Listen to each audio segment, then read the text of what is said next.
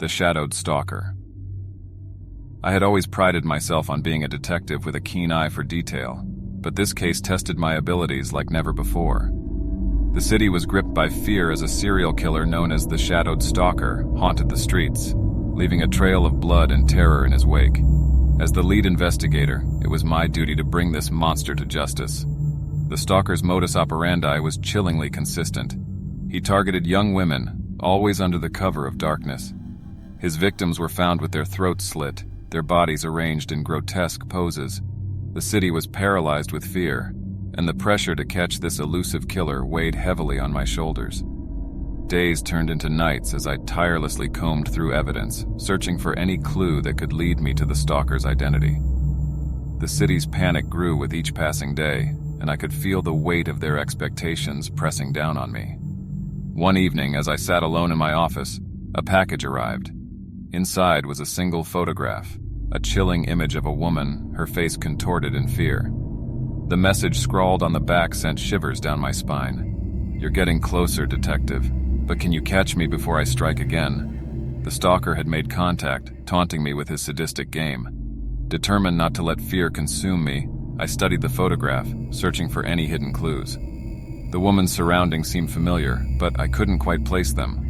As I delved deeper into the case, I discovered a pattern among the victims. Each one had a connection to a local art gallery. It was there that I found the key to unraveling the stalker's twisted mind. The gallery owner, Mr. Harrington, had a reputation for being eccentric. His fascination with darkness and the macabre was well known, and it seemed that his art had taken a sinister turn. I couldn't ignore the nagging feeling that he held the answers I sought. Under the cover of night, I staked out the gallery, waiting for any sign of suspicious activity. As the moon cast an eerie glow on the streets, I saw a figure emerge from the shadows. It was Mr. Harrington, his eyes gleaming with a twisted delight.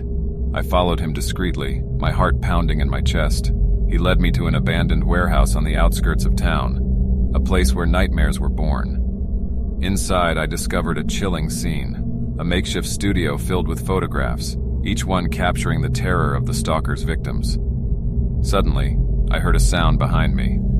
I turned to find Mr. Harrington standing there, a wicked smile on his face. "Ah, detective," he sneered. "You've stumbled upon my little secret, but you won't live to tell the tale." In that moment, I realized I had walked into a trap. The stalker had lured me here, intending to add me to his collection of victims.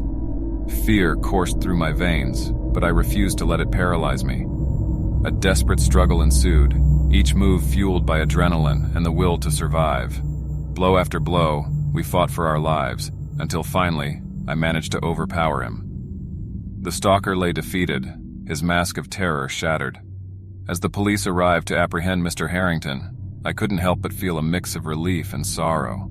The city could finally rest easy, knowing that the shadowed stalker had been unmasked, but the scars he left behind would forever haunt the victims and their loved ones. As I walked away from that warehouse, I couldn't shake the feeling that darkness still lurked in the shadows. The stalker's reign of terror may have ended, but the memory of his crimes would forever haunt my dreams. The end.